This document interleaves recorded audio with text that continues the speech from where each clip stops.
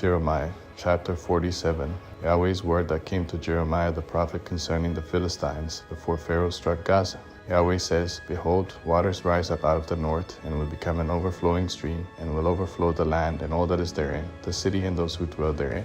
The men will cry, and all the inhabitants of the land will wail. At the noise of the stamping of the hoofs of his strong ones, at the rushing of his chariots, at the rumbling of his wheels, the fathers don't look back for their children because their hands are so feeble. Because of the day that comes to destroy all the Philistines, to cut off from Tyre and Sidon every helper who remains, for Yahweh will destroy the Philistines. The remnant of the Isle of Caphtor, boldness has come on Gaza. Ashkelon is brought to nothing. You remnant of their valley, how long will you cut yourself? You sword of Yahweh, how long will it be before you are quiet? Put yourself back into your scabbard, rest, and be still. How can you be quiet, since Yahweh has given you a command? Against Ashkelon and against the seashore, there he has appointed it.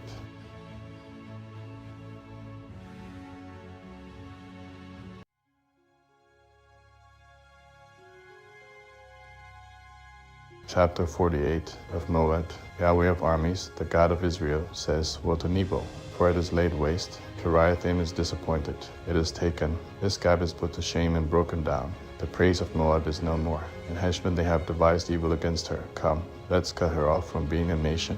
You also, madmen, will be brought to silence. The sword will pursue you. The sound of a cry from Horonaim, desolation and great destruction. Moab is destroyed. Her little ones have caused a cry to be heard. For they will go up by the ascent of Luvit with continual weeping. For at the descent of Horonaim they have heard the distress of the cry of destruction. Flee, save your lives, be like the juniper bush in the wilderness. For, because you have trusted in your works and in your treasures, you also will be taken. Chemosh will go out into captivity, his priests and his princes together. The destroyer will come on every city, and no city will escape. The valley also will perish, and the plain will be destroyed, as Yahweh has spoken. Give wings to Moab, that she may fly and get herself away, and her cities will become a desolation, without anyone to dwell in them. Cursed is he who does the work of Yahweh negligently, and cursed is he who keeps back his sword from blood. Moab has been at ease from his youth, and he has settled on his dregs, and has not been emptied from vessel to vessel, neither has he gone into captivity. Therefore his taste remains in him, and his scent is not changed. Therefore, behold, the days come, says Yahweh, that I will send to him those who pour off, and they will pour him off, and they will empty his vessels, and break their containers in pieces. Moab will be ashamed of Chemosh, as the house of Israel was ashamed of Bethel, their confidence. How do you say, We are mighty men, and valiant men for the war?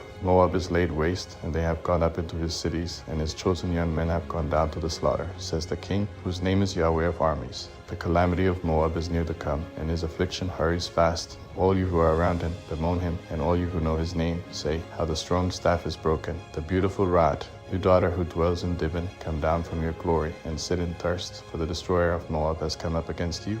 He has destroyed your strongholds. Inhabitant of Aroer, stand by the way and watch. Ask him who flees, and her who escapes, say, What has been done?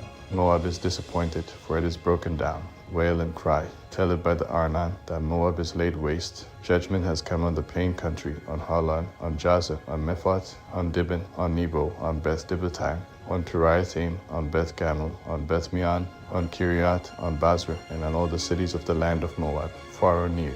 The horn of Moab is cut off, and his arm is broken, says Yahweh.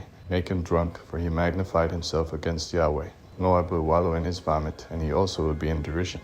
For wasn't Israel a derision to you? Was he found among thieves? For as often as you speak of him, you shake your head. You inhabitants of Moab, leave the cities and dwell in the rock. Be like the dove that makes her nest over the mouth of the abyss. We have heard of the pride of Moab. He is very proud in his loftiness, his pride, his arrogance, and the arrogance of his heart. I know his wrath, says Yahweh, that it is nothing. His boastings have done nothing. Therefore I will wail for Moab. Yes, I will cry out for all Moab.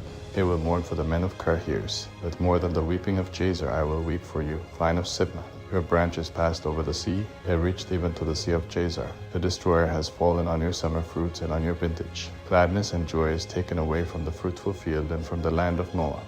I have caused wine to cease from the wine presses. No one will tread with shouting. The shouting will be no shouting. From the cry of Heshbon even to Elileh, even to Jahaz they have uttered their voice, from Zor even to Horonaim, to Eglath-Shelishiyah, for the waters of Nimrim will also become desolate. Moreover, I will cause to cease in Moab, says Yahweh, him who offers in the high place, and him who burns incense to his gods. Therefore my heart sounds for Moab like flutes, and my heart sounds like flutes for the men of Kirhirs. Therefore the abundance that he has gotten has perished. For for every head is bald, and every beard clipped. There are cuttings on all the hands, and sackcloth on the waist, on all the housetops of Moab, and in its streets there is lamentation everywhere. For I have broken Moab like a vessel in which no one delights, says Yahweh. How it is broken down, how they wail, how Moab has turned the back with shame. So will Moab become a derision and a terror to all who are around him. For Yahweh says, Behold, you will fly as an eagle, and will spread out his wings against Moab.